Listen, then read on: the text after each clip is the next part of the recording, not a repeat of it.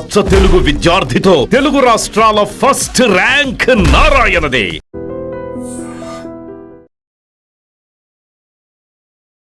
నమస్కారం, welcome to I dream.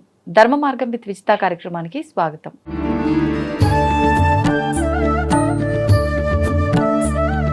ప్రస్తుతం మనతో పాటు ఉన్నారు భారతీ శంకరపీఠం వ్యవస్థాపకులు, ప్రముఖ జ్యోతిష్య వాస్తు పండితులు బ్రహ్మశ్రీ అన్నవరపు తిరుపతి మూర్తి అవధాని గురుగారు. ఇప్పుడు గురుగారితో మాట్లాడతాం. నమస్కారం గురుగారు. పరమేశ్వరార్పణం. గురుగారు, జూన్ 27వ తారీఖు శని త్రయోదశి వచ్చిందండి.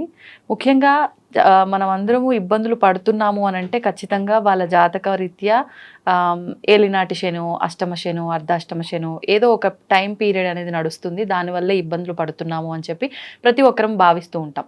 మరి అటువంటి శని విగ్రహం వల్ల పడే ఇబ్బందుల నుంచి బయటపడాలన్నా ఏదైనా పరిహారం ఉందా, ఆ రోజు చేసుకోవాల్సిన పూజా విధానం ఏదైనా ఉందా, వాటి గురించి వివరించండి. తప్పకుండా అమ్మా. ఓం శమగ్నిరగ్నిభిస్కరచ్ఛన్నస్తపతు సూర్య శం వాతో వాత్వరప అపశ్రిధ. మనం సోషల్ మీడియాలో కానీ ఎక్కడైనా చూస్తే శనిత్రయోదశి వస్తుంది అని అంటే భయపెట్టడాలు అనేటువంటిది మనం చూస్తూనే ఉన్నాం. శనిగ్రహం ఉంది, పీడా పిశాచము, రకరకాలుగా భయపెడతేస్తుంటాం. ఎవరు భయపడాలి, ఎందుకు భయపడాలి, ఎప్పుడు భయపడాలి అనేటువంటి విషయం దృష్టిలో తీసుకుంటే అధర్మ మార్గంగా వెళ్ళే వాళ్ళు మాత్రమే భయపడాలండి. శని ఎప్పుడూ కూడా ధర్మరక్షకుడు. మనం ఎదుటి మనిషికి హాని చేయకుండా మన పని మనం చేసుకున్నంతసేపు కూడా ఆయన నుంచి ఎప్పుడూ కూడా మనకు అనుగ్రహమే వస్తుంది. అందులోనూ కూడా శనిత్రయోదశి అన్నప్పుడు అనేక సార్లు వస్తుంది, కానీ ప్రధానంగా శనిత్రయోదశి అనేటువంటిది మనం దేన్ని ముఖ్యంగా తీసుకోవాలి అంటే శనికి సంబంధించిన నక్షత్రాలు ఉంటాయి. పుష్యమి, అనురాధ, ఉత్తర భద్ర. ఈ నక్షత్రాలలో వచ్చినప్పుడు దాన్ని ప్రధానంగా మనం ప్రామాణికంగా ఎక్కువగా తీసుకోవచ్చు. మీరు అన్నట్టుగా 27వ తారీఖు అనురాధ నక్షత్రంతో శనిత్రయోదశి. అనురాధ నక్షత్రంతో కూడి వచ్చినటువంటి శనిత్రయోదశి చాలా అమోఘమైనది. అస్సలు మనం భయపడవలసిన అవసరం లేదు.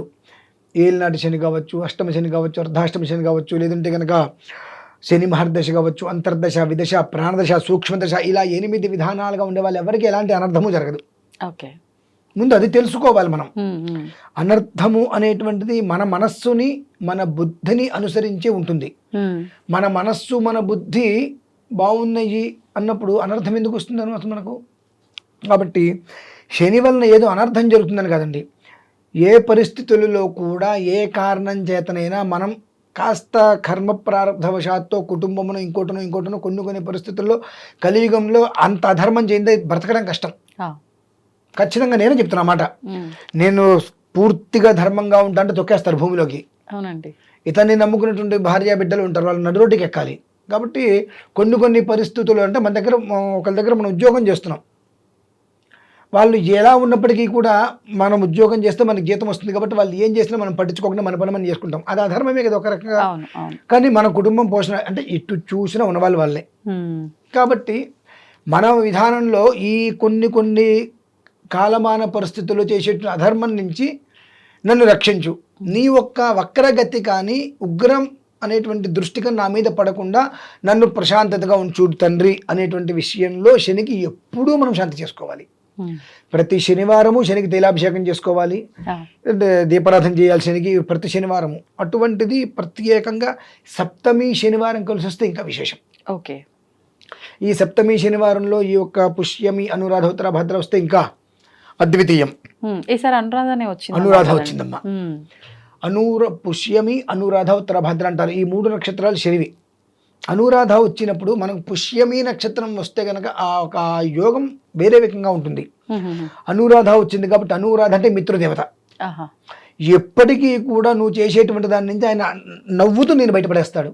మిత్రోదేవత అనేటువంటి దానికి ఉంది కాబట్టి అనురాధ నక్షత్రం మిత్రోదేవత అనేటువంటిది ఉంది కనుక ఈ వచ్చేటువంటిది ఏదైతే 27వ తారీఖు అనురాధ నక్షత్రంతో కూడినటువంటి శనిత్రయోదశి ఏదైతే ఉందో ఆ రోజు నాడు చక్కగా స్వామివారికి తైలాభిషేకం, ఇంకా వీలుంటే చక్కగా తైతీల యోగం ఉందండి ఆ రోజు.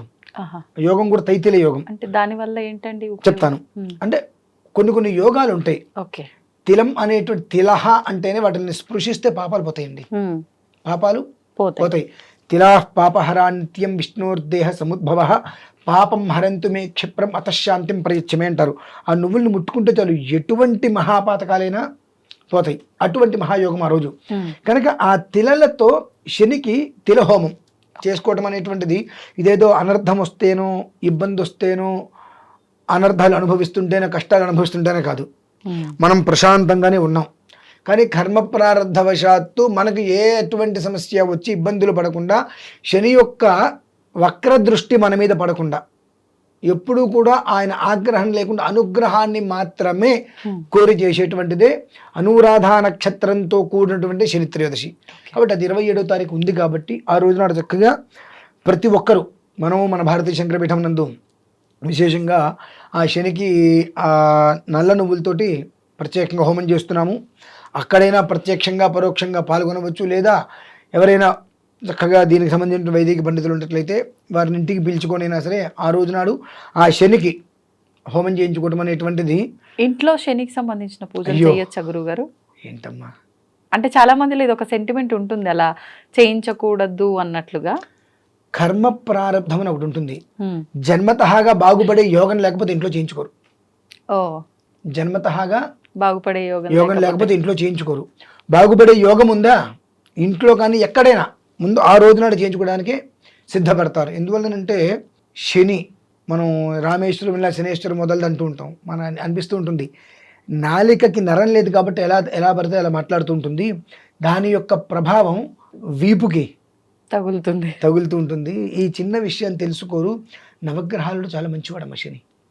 నవగ్రహాలలో చాలా ఉత్తముడు ఎవరైనా ఉన్నారంటే శని గ్రహమే. ఆయన యొక్క అనుగ్రహం లభ్యమైతే మిగిలిన గ్రహాలు ఎవరు మన జోలికి రాలేవు. కాబట్టి ఆయన ఆగ్రహం అనేటువంటిది మన జోలికి రాకుండా పరిపూర్ణంగా ఆయన అనుగ్రహాన్ని కోరి మాత్రమే చేసేటువంటిది ఈ యొక్క తైతిల యోగంలో తిల హోమం.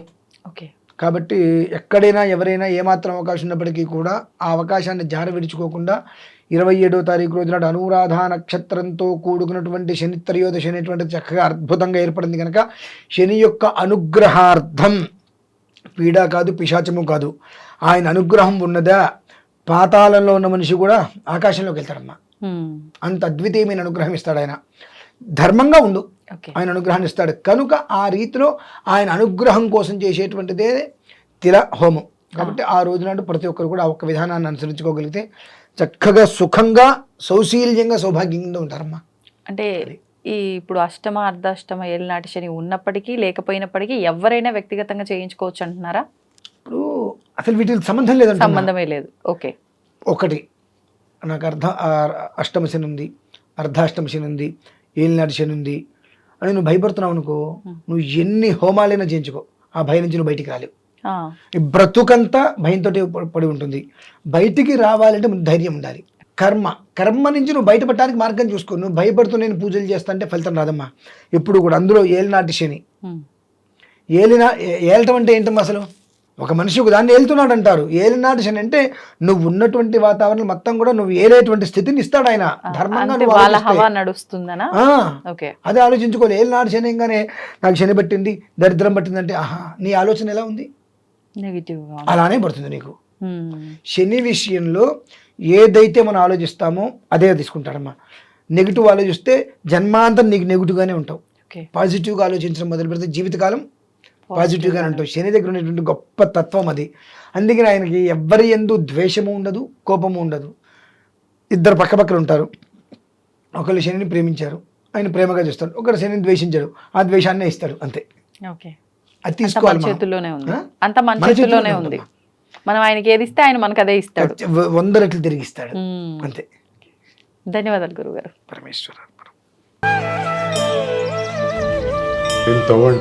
తవ్వుతున్న శివలింగం సరే దాన్ని అట్లా కప్పేసేయండి, చూపించదండి. Krishna is there.